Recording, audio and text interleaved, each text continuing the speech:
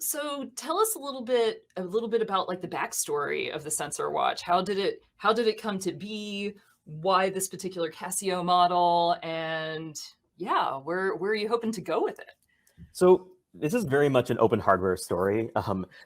I've seen Travis Goodspeed's Good Watch, which the Good Watch, if you don't know of it, it's the kind of classic Casio calculator watch that they made. Oh, yeah, yeah, yeah. Um, and he's made it's TI makes this chip. It's an MSP for something or other, a based mod for that board. So Mhm. you take your Casio calculator watch apart, you put in Travis's good watch board inside, and now you've got his does like ham radio transmissions. You can use it to like transmit Whoa, like your garage door openers. Like it's specifically designed for RF kind of stuff.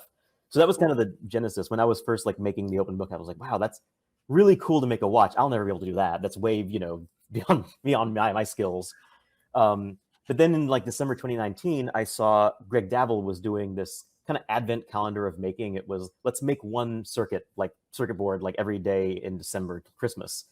And he called it Arm Watch. And it was a mod for that Casio calculator watch, but Mhm. using the SAM L22, which is microchips. It's like the SAM D21, but it's lower power. That's the L, Ah, and okay, yeah. the L22 has a built-in LCD driver, which means it can Ooh, speak the language of this kind of LCD glass on these kind of classic wristwatches.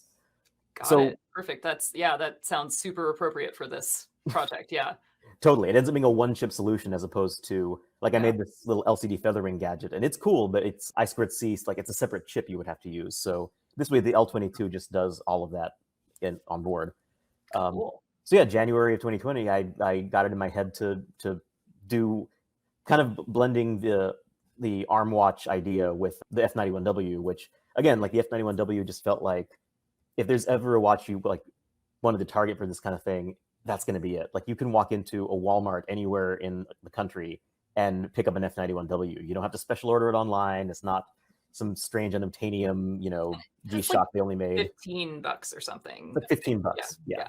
So, and like I'm wearing a A158, which is kind of this shiny stainless steel version that they made. And like Ah, I wore cool. this to a friend's wedding. Like it feels like kind of dressy enough. Like you can find Shiny, shiny helps. shiny. Yeah. They make one of these like kind of gold plated stainless or gold colored stainless steel. So you can dress it up, you can dress it down.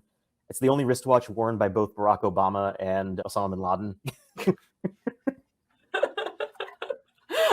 I like that claim to fame. That's an interesting one.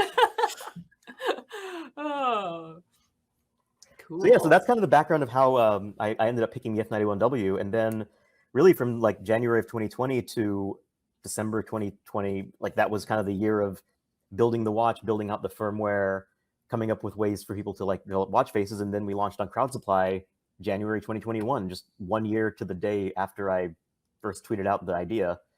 So Nice. now we've shipped about 500. We're going to ship another 300 this week and then another 700 next month. And that's going to be Dang, full Crowd Supply campaign order. that's awesome. That is awesome.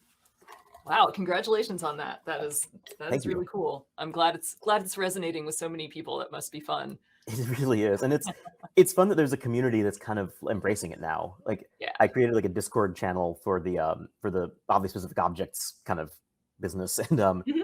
ever since the watch boards started shipping, like folks in the community are like from all angles contributing really cool stuff. Like I hadn't built a proper alarm face yet, like just to set an alarm.